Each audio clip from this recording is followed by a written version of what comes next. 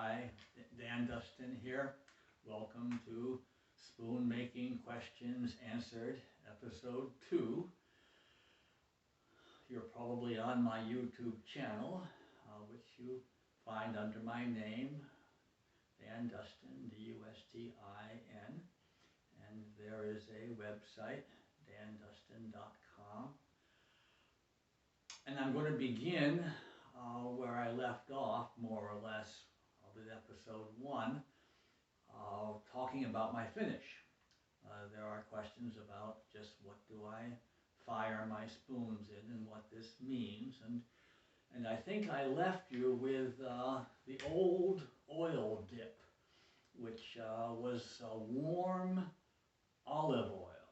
And you'll see this in my presentation titled Introduction, and I'm being interviewed by Boston Chronicles. And I don't know if it came from my studies of Horace Petherick's work on the violins of Cremona, Italy or not, but the idea was to soak these green or water-soaked spoons in olive oil until they wouldn't take any more. And I would put them in the morning and take them out at night and do that over and over again until when I saw them in the morning after they'd been out all night, they didn't look dry in the end grain. And then I would fire them in a mixture of about half olive oil and half beeswax.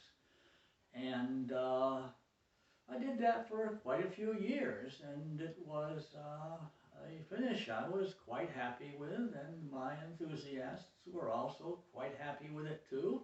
And it worked very well as long as you washed them every day. But the minute people started to collect them as objects of art, then it began to fail very fast, because they would turn into a gummy mess very quickly if you didn't use them and wash them. And that's when I was forced to go looking for a harder finish. And what I basically did was I basically switched from olive oil to walnut oil, and I stopped the pre-soak completely. So now what I do is I put my spoons are, after carving, they sit in the treated water container labeled to fire until there are enough, which is about 50, the way I fire. And they sit on the bench, they sit out on a piece of plywood on the saw table for about a day, and where they dry a bit safely in one, after being soaked for years and so forth, and they can dry for one day without being in danger of cracking. And I can kind of tell if they are. And the different woods, lilac is a tricky wood, and it will crack. Even under circumstances like that, I suggest beginners keep away from lilac.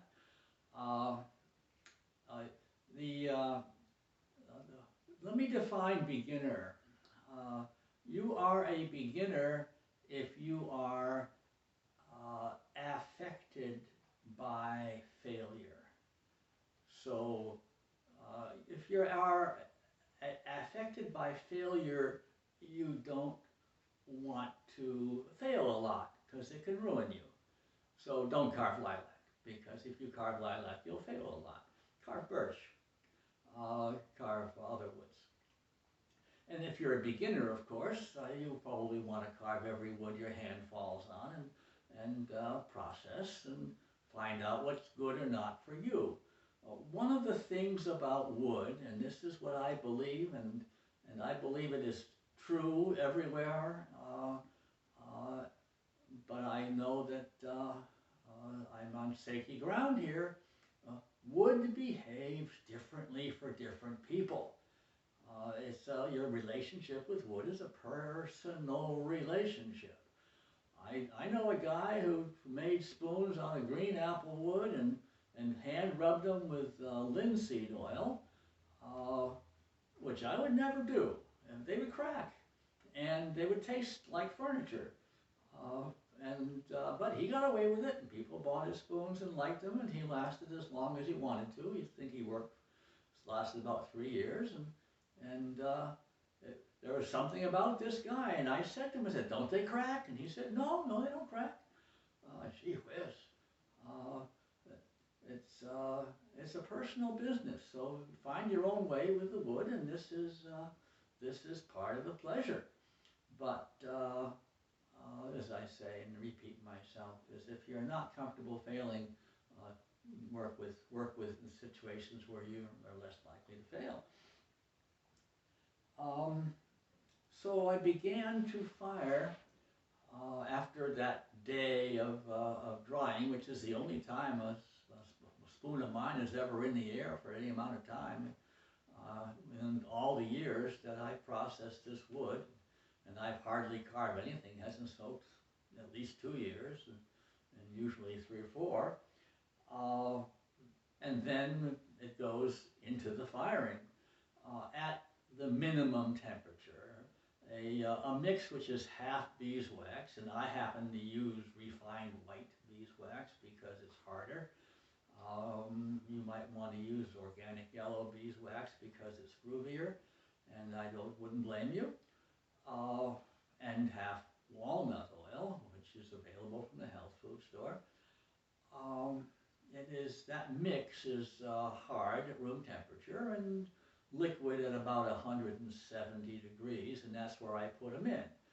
And they sit all night at about 170. I usually put them in the evening. They dry throughout the day on top of the table. I want to keep an eye on them. So that's daytime. I sleep at night like most other people. And so I put them in at the evening, and I leave them at that minimum temperature, which is 170 degrees or 175 all night. And in the morning, I begin to ramp it up about 10 degrees an hour, which I think is as fast as safe, to the boiling point.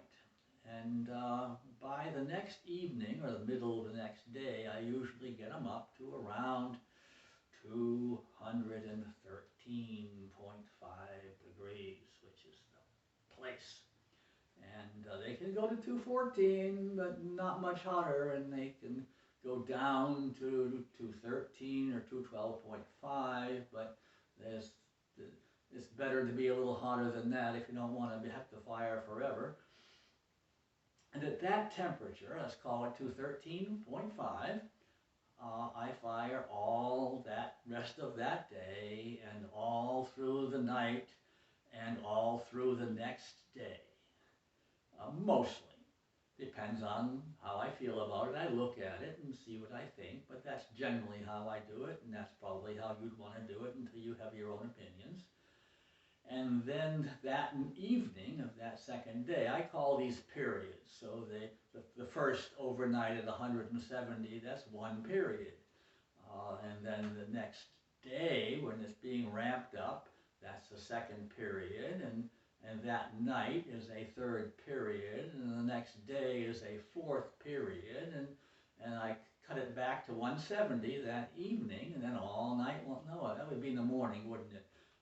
That morning, and then all day that day, it cools down, and when it gets down to 170 and has been there for a couple of hours, I can take them out. I take them out with tongs and wipe them off with paper towels and drop them into a picnic cooler, which I call my annealing container, and they sit there for a period, which would be all night again. And the next day, in the morning, I'm always excited. I open that cooler and I feel inside the cooler with my hands. And if I feel wet, really wet inside the cooler, then that is good. They have not been over-fired. If you dry wood too much, it's going to get brittle, and you don't want brittle. If the cooler feels dry inside, they're probably over-fired. And then I dump them out on the table, and I leave them around and look at them and enjoy them. and then pack them away.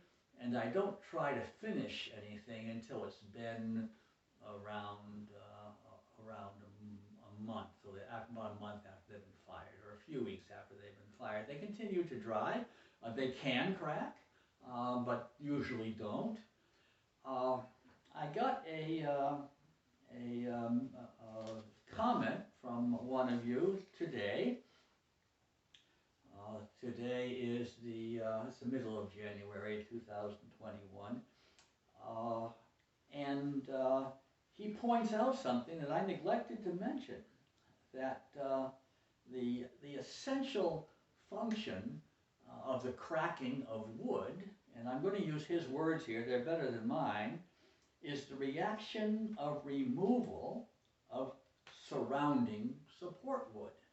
When you change the shape of wood by cutting it or splitting it, the natural tensions in the wood are likely to cause it to crack. And that is the basic wood cracking 101. That's the basic, and I never thought to mention it, and I haven't thought about it for ages.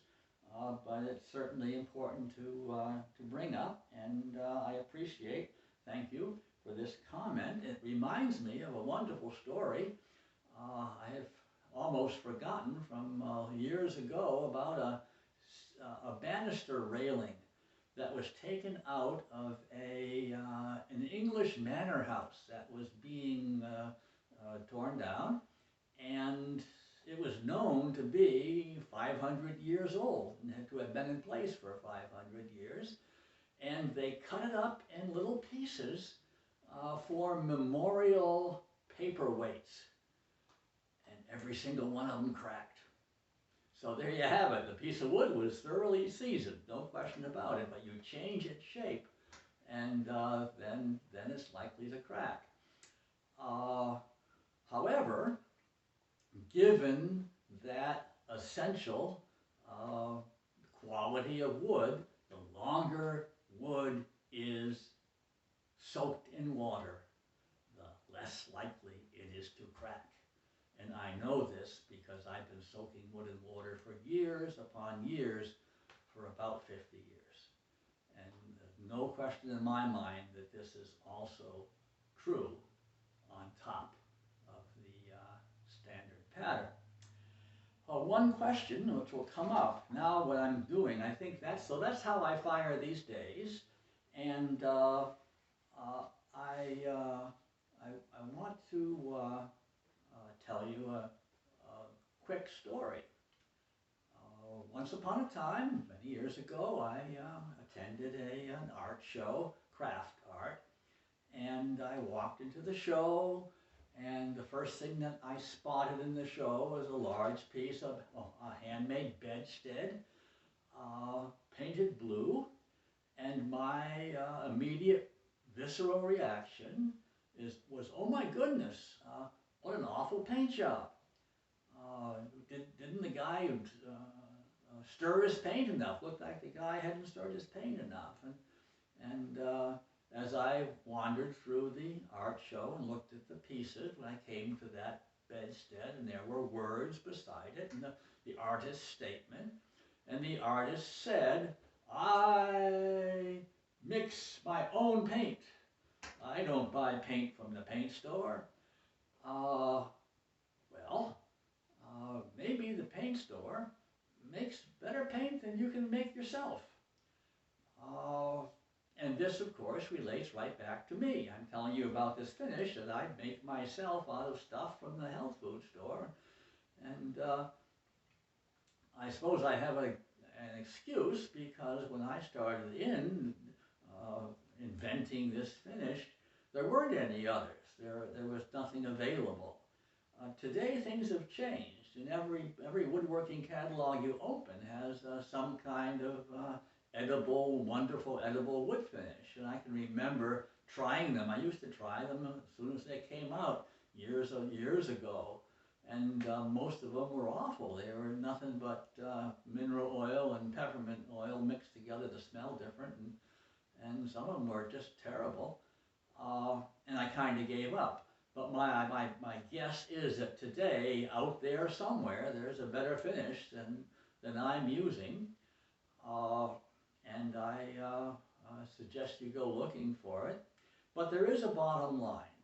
If you want to make the best spoon that can be made, in my opinion, you really have to fire it somehow. You're not going to fire it in crankcase oil, that's for sure.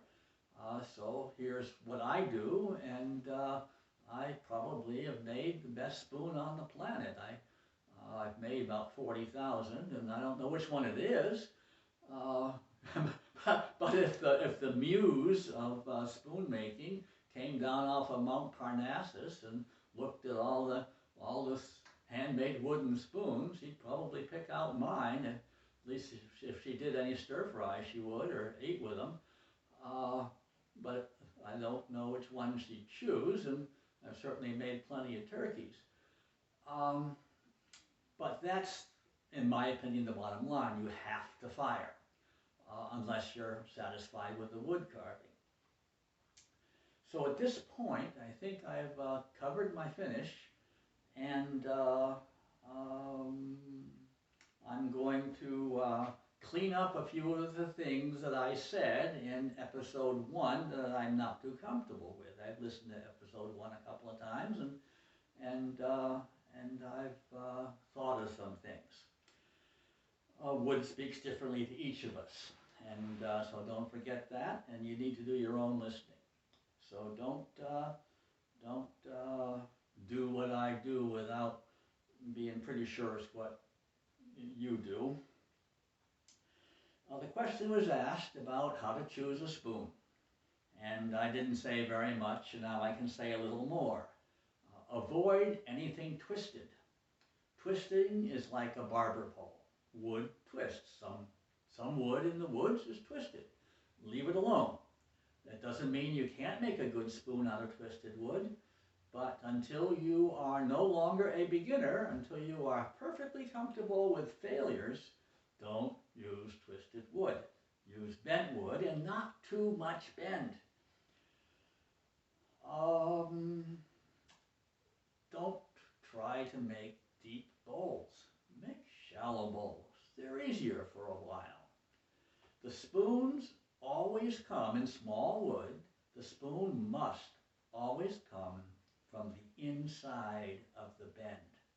You can't make a spoon from the outside of the bend, because every place a tree bends, a knot comes out. This is how trees aren't there to make spoons for you and me. I'm sorry to have to tell you this. Trees bend to let a limb go out at the outside of the bend to show leaves to the sun. It's all about photosynthesis. So every place a tree bends, the outside of the bend has a knot hole. And you're going to be carving right into end grain if you try to carve a spoon in the outside of the bend. So don't do it. I do it. I probably make, I make 500 spoons a year, more or less.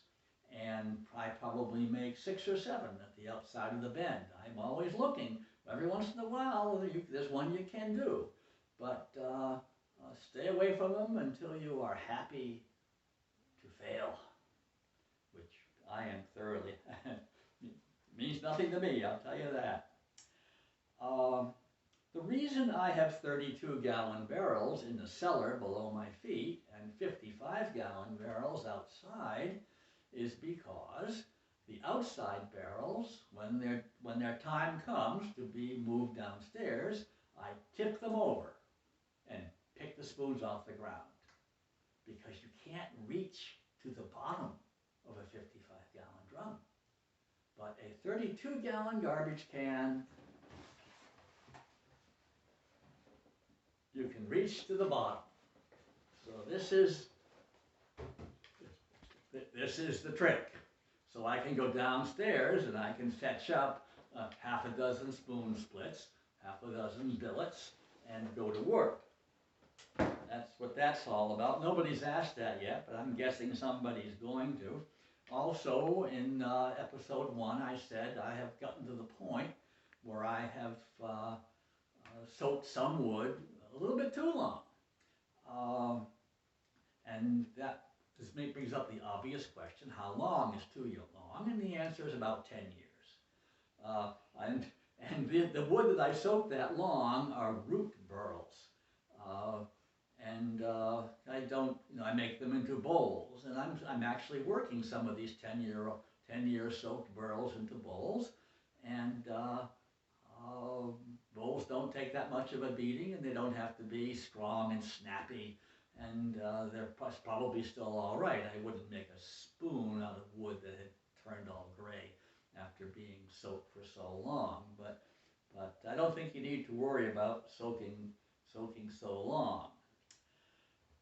I mentioned that you can't file the inside of a bowl, and I want to tell you one of my pet peeves.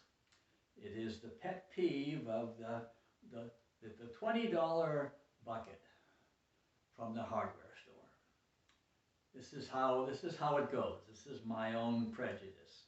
If you walk into a hardware store with any problem you can think of, an honest problem, don't make one up, that wouldn't be fair. But any problem you think, bugs or dirt or paint or sticking things or making things, whatever your problem is, they will sell you something in a bucket for 20 bucks. And it will say on the bucket, this will solve your problem. Whether it solves your problem or not is another question. And this is the way of the world. And you can go through your tool catalogs and you will find files that look like you can use them inside spoon bowls, and these curved, there's different bended files and curved files and rifflers, and they don't work. Buy them if you must. Try them. I'm only trying to save you money. And for all I know, they'll work for you. They certainly never worked for me, and I know how to file. So that's what I have to say, and I'm probably wrong. So ignore me completely and enjoy. Scrapers.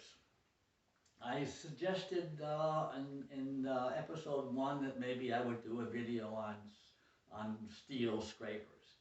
And the answer is no. I will not do a video on steel scrapers because there are too many good ones out there. Somebody already has, and I found one. I went looking on YouTube, and there's an excellent one, and the title of it is How to Make and Use a Card Scraper. I've never called them card scrapers. These are the rectangular ones, about the size and shape of your cell phone. And what you have to make, of course, is a curved one, which makes things a whole lot harder. And it's very good. The guy knows what he's doing. I think he's using heavier metal than I would use. I use very thin, flexible metal when I make mine. I haven't made one in many years because the first one you make that's any good lasts your whole lifetime anyhow. But go check out this video, and there are others. So if you just punch in steel scraper, you can find a lot of people who know better than I how to make them, who will show you how to make them. Okie dokie. And interesting, I mentioned the Maine woods and all the uses these old timers had for crankcase oil in the log cabin. And I wanted to tell you just a quote from Norris Patch. As I was studying with Norris Patch, I one time said to Norris Patch, "Norris," I said, "why crankcase oil?" And Norris said, "Well," he said,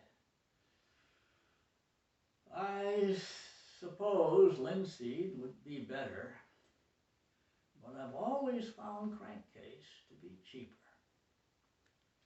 So I didn't want, I wanted to make sure you had that. And so now I have a little show and tell for you. Let me just check and make sure I've covered everything that I intended to cover. It doesn't matter if I didn't, I'll bring it up in episode 3. I like doing episodes like this because it gives me it gives me that ability, and I'm down to 5 minutes. So I think I better move pretty fast. I think what we'll do is I'll save my show and tell for episode 3. This is a good place to stop. To be continued. You are on my YouTube channel, Dan Dustin, Dustin. That's how to find me on YouTube. I have a website where I'll happily sell you wooden spoons, and that is dandustin.com. And so now I will say goodbye and see you next time for episode 3.